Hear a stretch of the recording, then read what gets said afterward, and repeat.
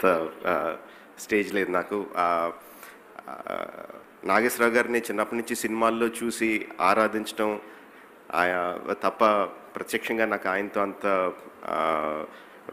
Interaction లేదండి. ఒకసారి ఏదో ఫంక్షన్కి వెళ్ళినప్పుడు ఆ ఫంక్షన్ అవ్వడానికి లేట్ అయ్యి ఆయన నేను ఒక రూమ్లో కూర్చున్నాం.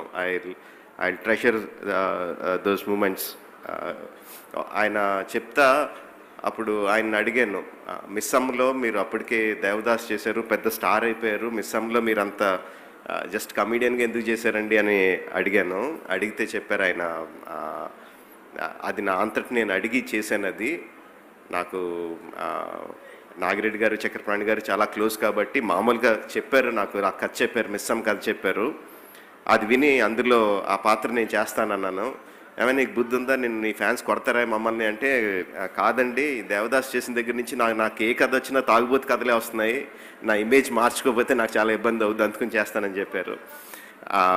అంటే ఆయన మీద ఆయనకున్న కాన్ఫిడెన్స్కి అసలు సూపర్ స్టార్ అయినా ఒక కమెడియన్గా చేయడానికి ఇంకో స్టార్ పక్కన ఆయన మీద ఆయనకున్న కాన్ఫిడెన్స్కి నిజంగా చేతులెత్తి నమస్కారం పెట్టాలనిపించింది.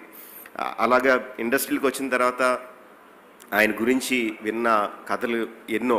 ఆయన వృత్తి పట్ల ఆయనకున్న నిబద్ధత, మమకారం, పర్సనల్గా ఆయనకి దేవుడి మీద నమ్మకం లేకపోయినా ఒక భక్తిరస ప్రధానమైన పాత్రలు చేసినప్పుడు అందులో ఒదిగిపోయి నటించటం.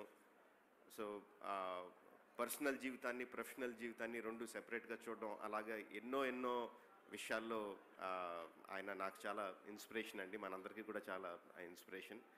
Thank you very much for giving me this opportunity. And before I go, ఈ విగ్రహాన్ని ఇంత జీవకళ ఉట్టిపడేలా రూపొందించిన శిల్పులు ఎవరైతే, డిజైనర్స్ ఎవరైతే ఉన్నారో వాళ్ళందరికీ హృదయపూర్వకంగా అభినందనలు తెలుపుతున్నాను. Thank you very much.